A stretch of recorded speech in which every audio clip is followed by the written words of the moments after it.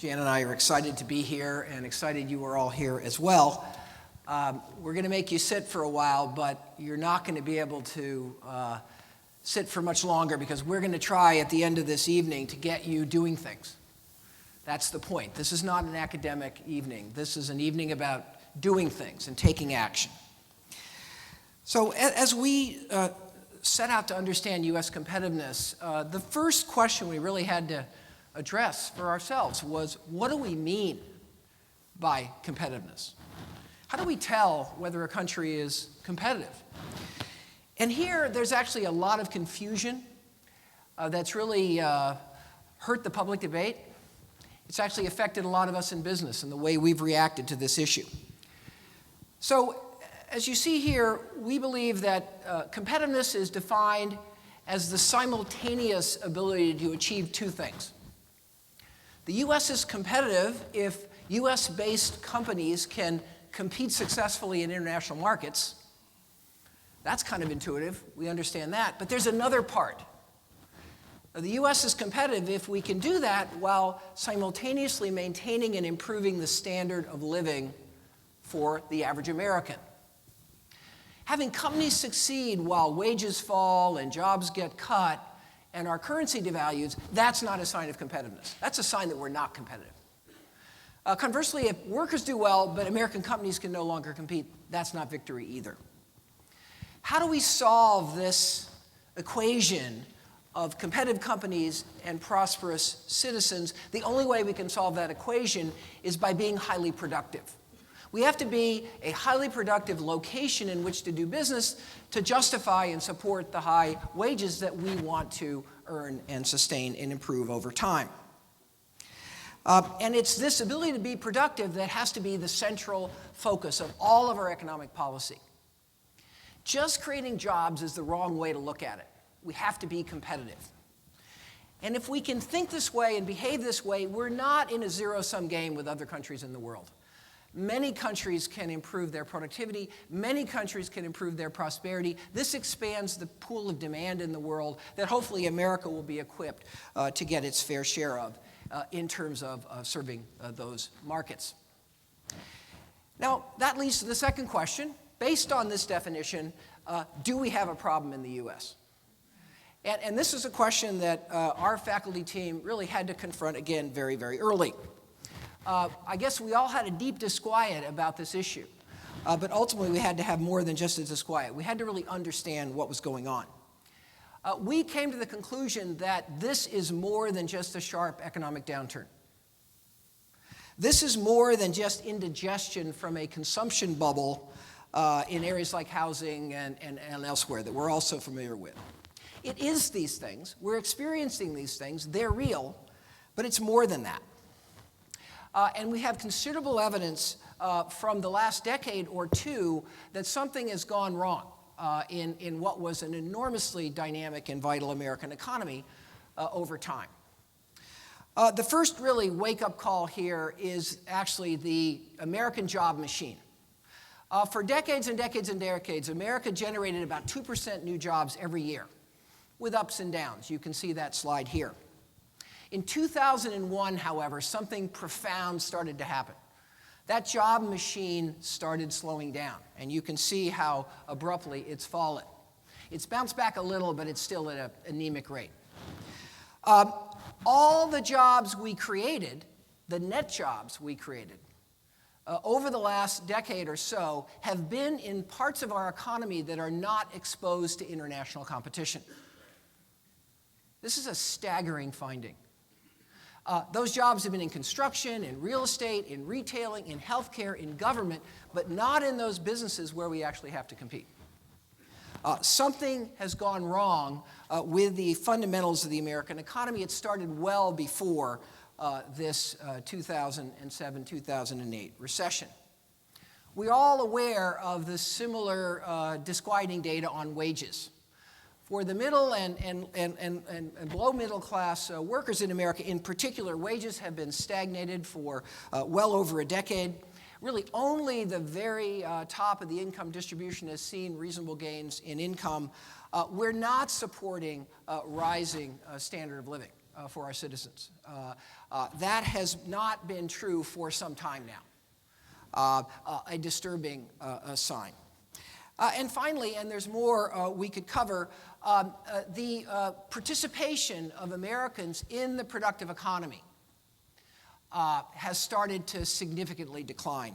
Again, this started happening way back well before the economic downturn. Back in the 1997, I think, is the peak of this chart. The actual participation of Americans of working age in the economy started to fall down. These data and others like them convinced us on the faculty that there was something fundamental going on here, and we decided to take on this issue. And now I'd like to turn it over to Jan to tell you a little bit about what we did and some of the things that we've found. Great, thank you, Mike. So Mike has described some of the troubling trends that we see from the past.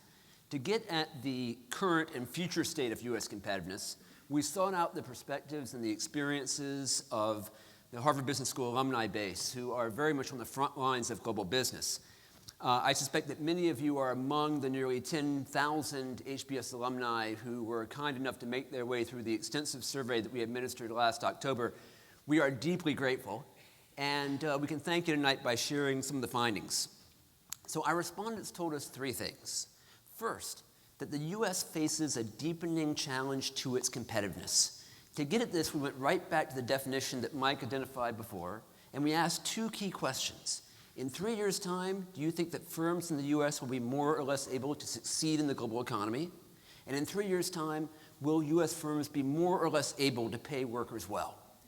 And the vast majority of our respondents, 71%, said that on one or both of these dimensions of competitiveness, the U.S. will be worse off in 3 years. In fact, when we focus just on respondents from the New York area, the pessimism deepens a little bit. The figure rises to 73%. Respondents were worried about both U.S. firms and U.S. workers, but on balance were more concerned about workers than firms.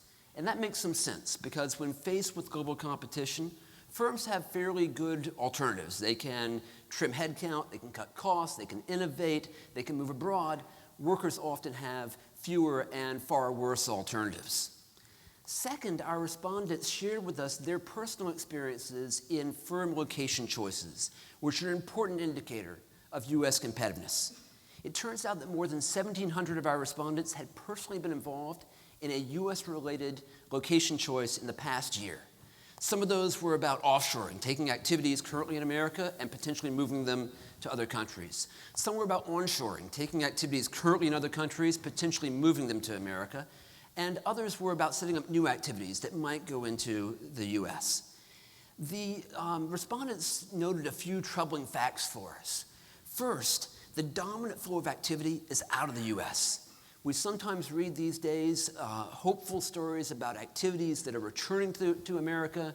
We did see that in our survey, but by far the more dominant flow was outward. In fact, a HBS alum based in the U.S. is 3 times more likely to be considering moving activity out of the U.S. than an HBS alum based outside the U.S. is likely to be thinking about moving something into the U.S. Second, when those decisions are made, the U.S. win-loss ratio is not encouraging. About 1,000 of those decisions were about potentially offshoring activities. Once those decisions were resolved, 5 times out of 6, the activity did move out of the U.S. Overall, the U.S. won only 1 out of 3 of the decisions for which it was a finalist.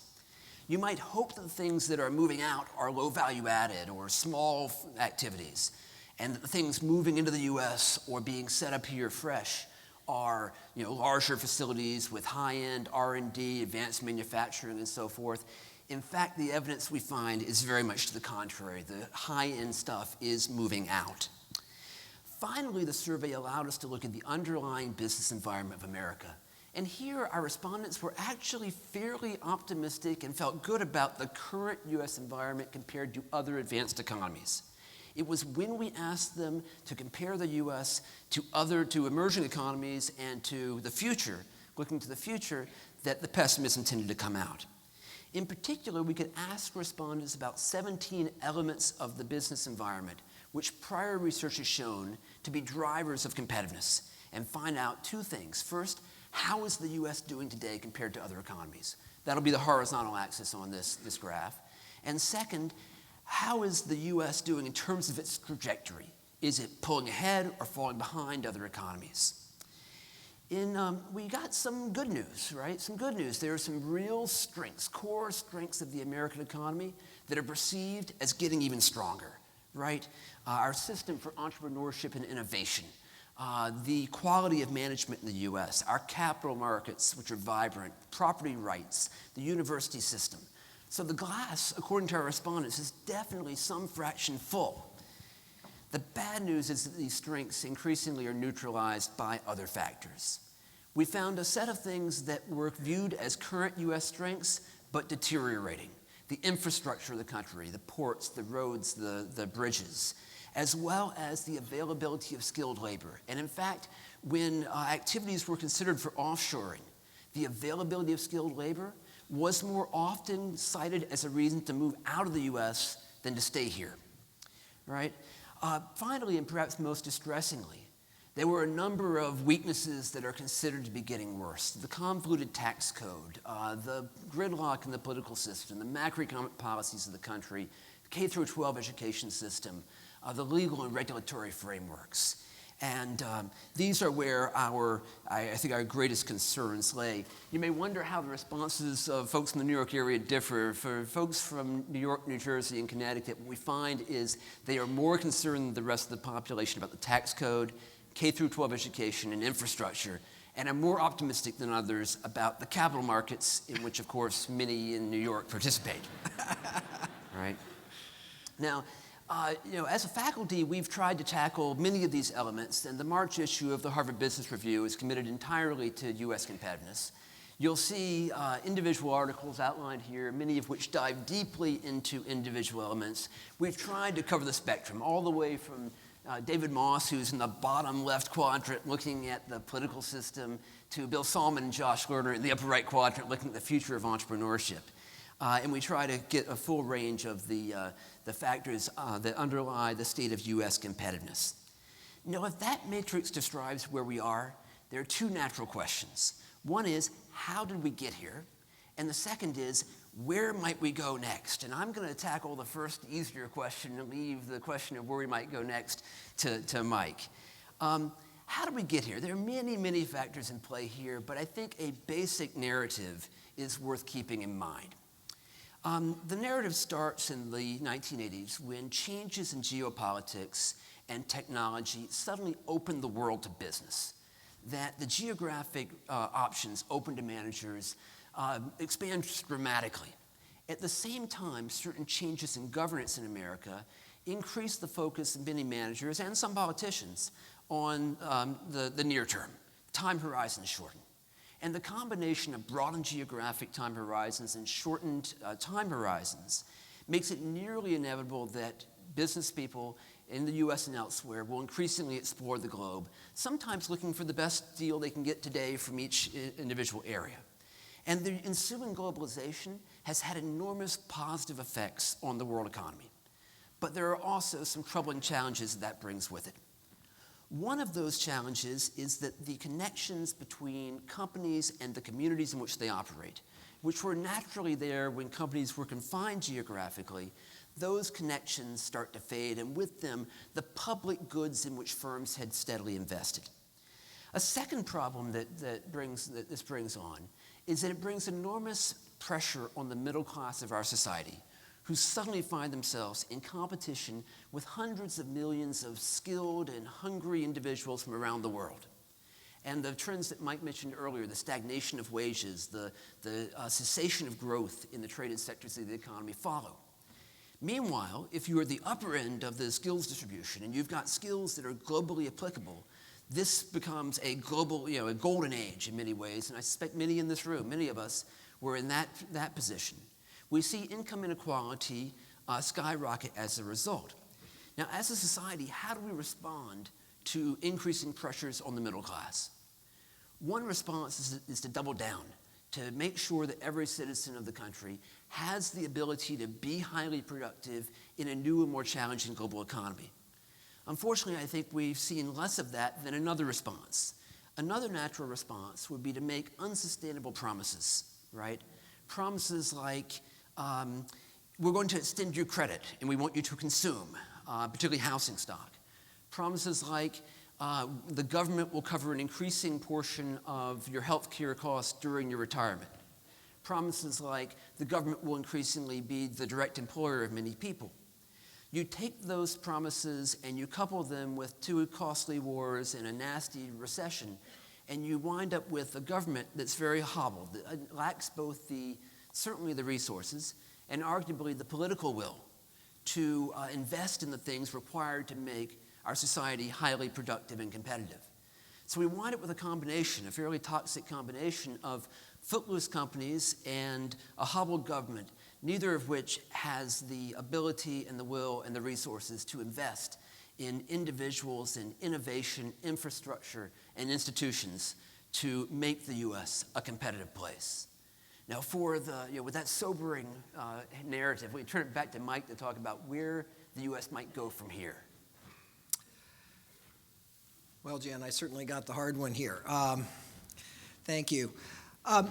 When we think about what needs to be done, I think the obvious part, is clear to all of us. There's a lot of things that government needs to do better in America, especially at the federal level. You saw, that at the lower left hand of our survey chart, and I think this is something that we've been discussing in America now for some time. Somehow our government policies are not addressing, if you will, the fundamental issues. Instead, they're making unsustainable promises, as Jan recounted.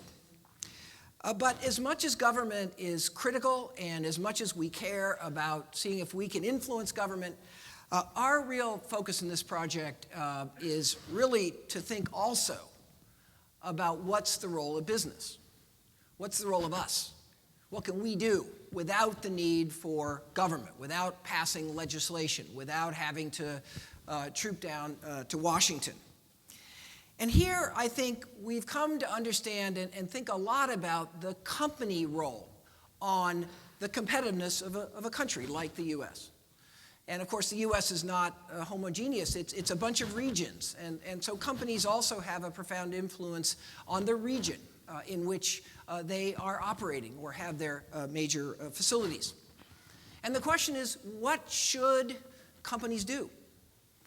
What's their role in competitiveness?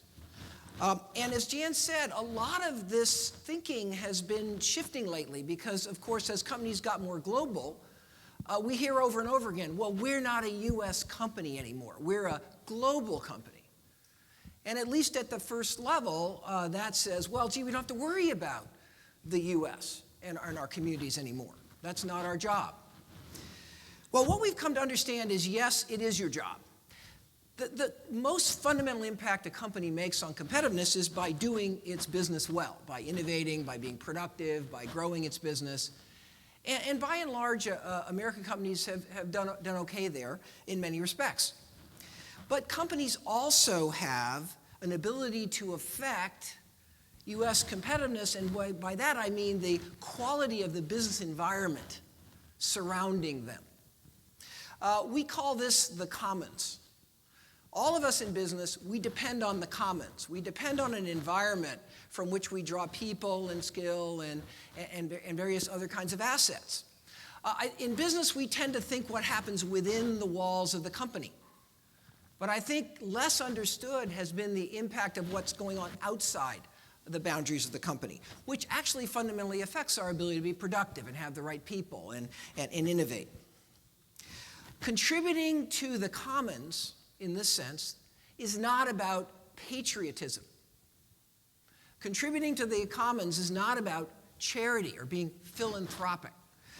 Contributing to the commons is about growing a company sustainably in the long run. Letting the American communities in which we do business lose out because of the failure to think this way is not ultimately going to allow us to be successful going forward. The globalization era that we've been through has confused a lot of us in business about how to think about this issue. And in the rush to globalization, we believe, very strongly believe, we in business have neglected some of our most fundamental role to our own detriment as businesses.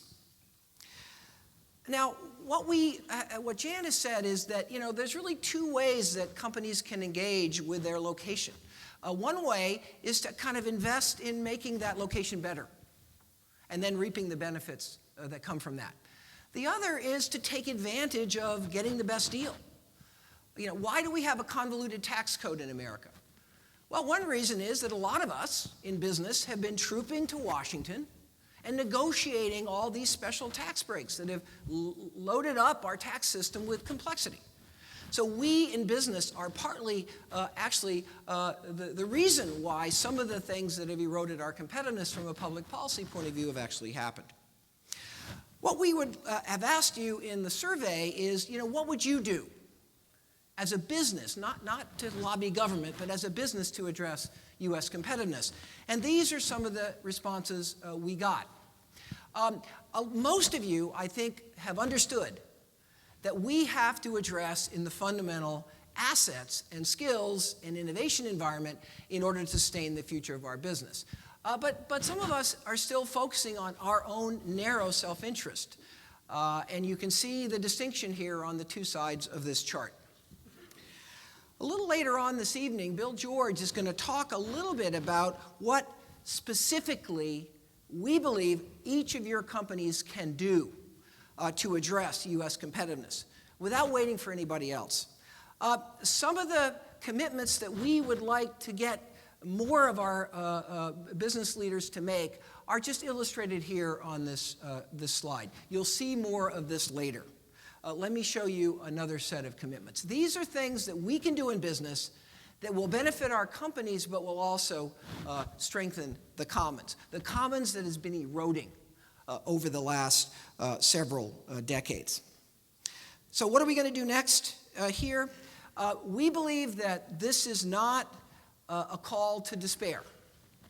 We believe that the issues that are facing the U.S. economy are real, but we have some profound strengths that we've managed to hold on to if we can just reinvest behind them. Our problems are the result of things we've chosen to do or most often not do in America. There's not some unstoppable forces or technological trends that doom us to any future. We can actually shape our own future. At this particular moment in the history of America, we believe that we in business have to step up and get much more actively involved in this agenda. And that we can, and that we have leverage, and that we can actually change the trajectory here that we're on. So for the rest of the evening, what we're going to do is this.